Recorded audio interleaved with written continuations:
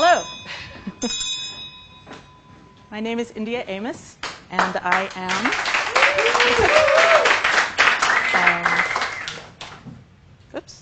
a textist. I was an incessant reader in grade school. I was an English major in college. My first job out of college was working as a clerk in a bookstore for minimum wage. And almost every job I've had since then has been in the book field, working at nonprofits, running a visiting writers program, designing books, working as a managing editor at a small press, working as managing editor for a number of silly literary magazines that nobody reads, and designing books here at ITP.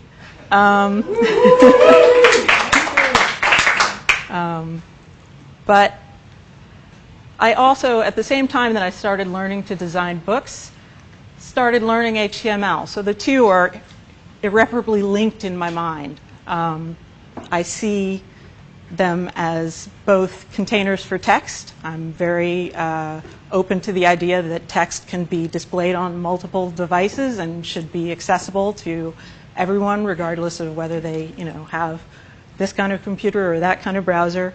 And you should be able to read it on your cell phone. It's for transmitting information. It's about the information that's in the text. However, I have been known to acquire books just because they look pretty. I have been known to acquire more than one version of the same book just because I find it interesting that they look different. And like presumably most people who are drawn to working in publishing, I'm invested in the physical properties and the emotional quality of reading a paper book. But while I'm drawn to beautiful containers, I'm also concerned about sustainability and knowing how the publishing industry works from the inside. I know that it's not sustainable the way it currently operates right now. People say, why do books cost so much? Well, part of it is because we're dragging trees across the planet all the time. That's why, your paperback now costs, that used to be the $1.50 paperback now costs $7 because it probably got printed someplace really far away. The trees got dragged from somewhere really far away. And all of that costs money. And then they pulp them when they don't sell, which is also wasteful. Right now, you could argue that electronic readers are also not sustainable. Obviously, all that stuff ends up in landfills when it becomes obsolete. But I do think that electronic is the way it's going to go for most of the things that we read every day. Obviously, there will still be keepsake books, art books, cookbooks. Certain kinds of books lend themselves to having a physical copy. Reference books. A lot of people here have been assigned readings on the Safari Books Online. And I know in one class people complained that they didn't feel like they'd really read it when they read it online, and that I know from experience that it's harder if you have the textbook on the screen that you're working on, that you're trying to code on, and you're looking at a textbook about how to code. You really want it to be next to you so you can look at both at the same time. So I think the book will persist, but that we'll see a lot more different variants of it.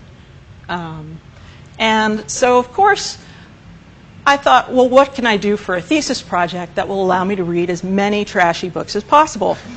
And because I'm interested in that experience of reading the book, I wanted to try it on as many devices as possible, and that required reading an awful lot of junk and classics, of course. I read, Benjamin Franklin and the Three Musketeers, and then a lot of romance novels. And I read them on one of these. I read them on one of these. I read them on one of these, which you've probably all seen. And on this is actually what I did most of my reading on, and in many different applications. I also looked at these other devices. There's a Barnes & Noble Nook. The iPad you may recognize. This is a Kobo that just came out in Canada last week, and I had someone smuggle one down here for me so that I could press all the buttons on it last night and find out that you can't actually bookmark anything in it, which is just bizarre. This is a Sony reader. And so all of these, every single one of them has a different interface. These are iPhone applications, but it's just an example. They all have different settings. They all have different ways of dealing with really basic stuff that normally would be the province of a book designer like me. I would choose the typeface. I would choose the spacing. I would choose whether it's justified along both sides or whether it's ragged right along one side, and how much space there is between the lines. It's designed to give you a certain impression, but when you're reading things on all these different devices, you have to be able to change it to suit your device and to suit your needs. You may not know that people who are dyslexic apparently have a better time reading on a small screen that turns pages one at a time. So they see a single chunk of text rather than scrolling. If you scroll, you lose that sense of what you're reading if you're dyslexic, apparently. Or if you have a not so great working memory, if you have very little short-term memory so that you can carry what you've read on when you turn the page. Also, people who are visually impaired need really big text. And right now, we have large type books, but the size is constrained by the cost. Because when you make the type larger, you end up with a lot more paper that you're dragging across the planet back and forth and pulping, and that you have to move into the stores where the people who have the vision impairment actually buy their books, which is hard to predict. And it's wasteful, whereas on an electronic device, theoretically, you can make the type as big as you want. What happens, though, is they all have different, we have gigantic text here, largish, huge, normal, largest, smallest. It's arbitrary.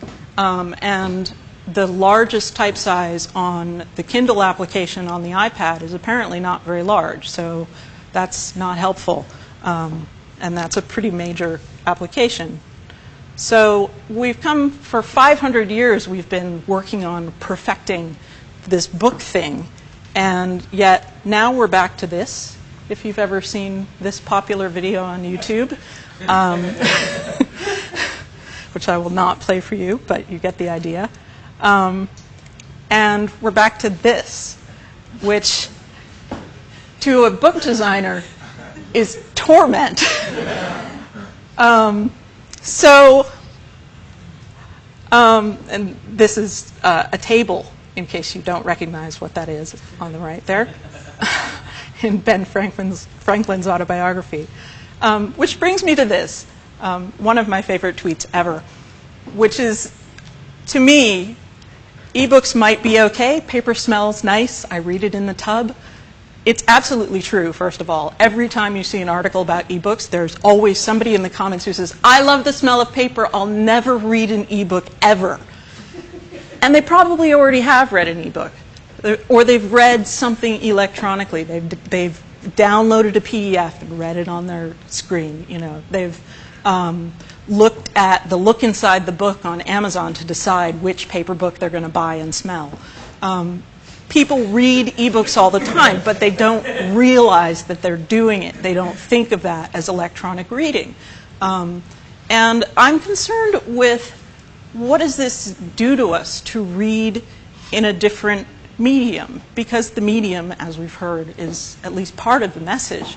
And what does it mean when you switch from a medium where you have a sense of space in it and you can tell how far you are through it, and you maybe have a physical sense of where on the page something that you read is so you can find it again, to a device where, yeah, sometimes you can search. You actually can't search in the Kindle application. A lot of them you can search. Sometimes you can bookmark, not always, as I pointed out.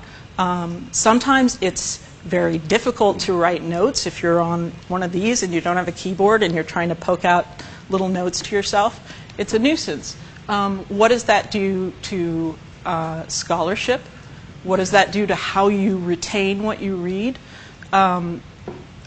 There's a theory that now that books are searchable, you don't need to index them anymore. But there's been a study done showing that when you give people a choice between searching or reading a human-edited index, they find what they're looking for much faster using the index. It's not the same thing. And there's also been a very good essay written about how library research is changed by using things like search. If you put in the same terms, everyone finds the same thing over and over. Whereas in the normal course of library research, there is an element of serendipity. You see things on the stacks. What you notice depends on how tall you are, perhaps. Depends on whether the thing next to it was shelved in the right place.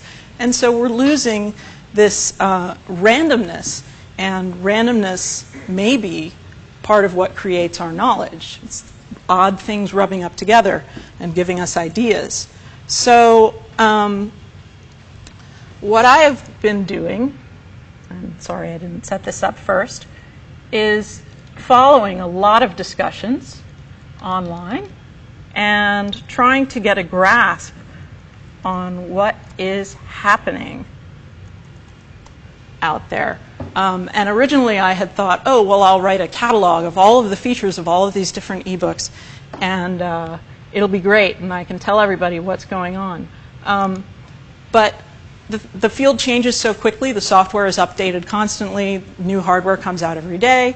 It's really hard to stay on top of it. So it seems to me that the most useful thing now is to just have discussions about it with other people who are interested in the subject and create a space where people can talk about this. So I have a blog that is already about book stuff and that a surprising number of people read. And so I've started posting really geeky stuff about how these applications work and what the problems are with them. And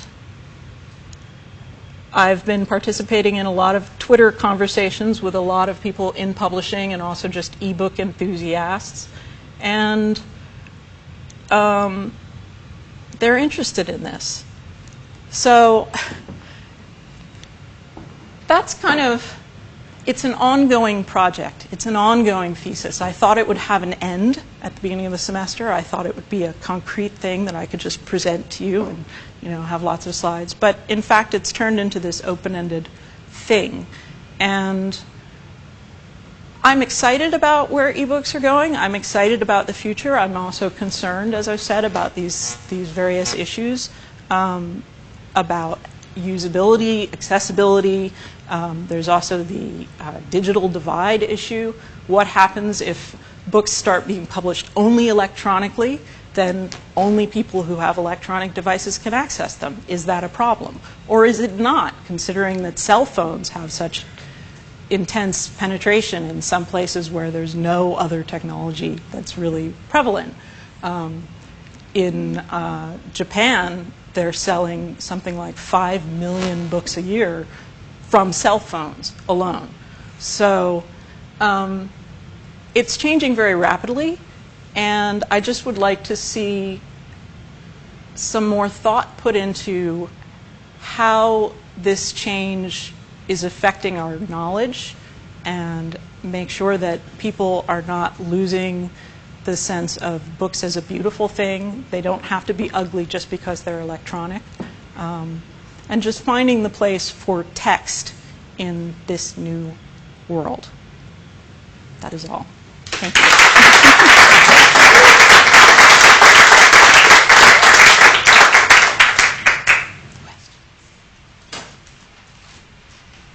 Yes?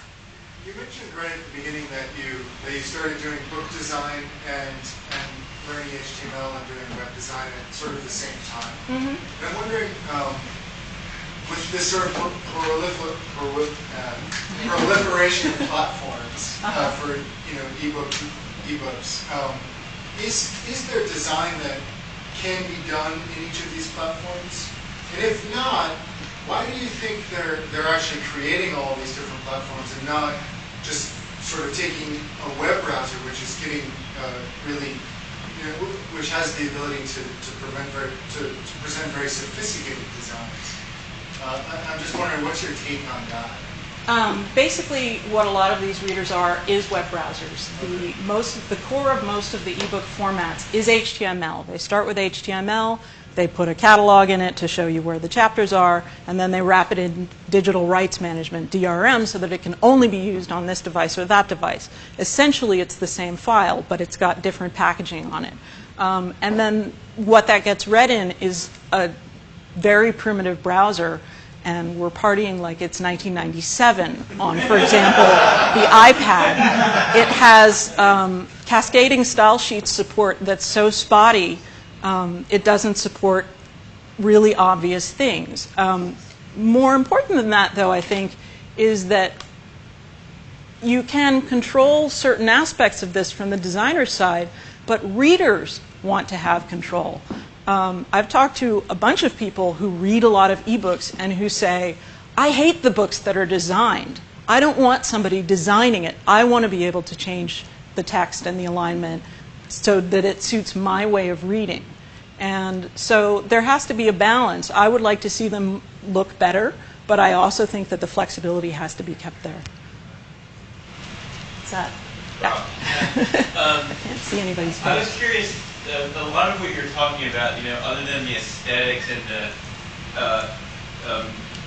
the art of reading on an ebook reader or on a screen, on the back end of it, I'm curious if you looked at any research like Margaret Wolf, or like when she's done, I don't know if you've read Kristen the Squid, but she's asked a lot of these same questions. She works at the researcher at Tufts, and she never really gets to an answer in any of her research either about like, how does this nature of reading in this medium change the nature of how we learn, how we contextualize information, and how the process of reading, which really hasn't changed very much for thousands of years, how is it going to change coming forward? And I wonder how, like, if you looked at any of that after you started addressing some of the aesthetic issues. Yeah.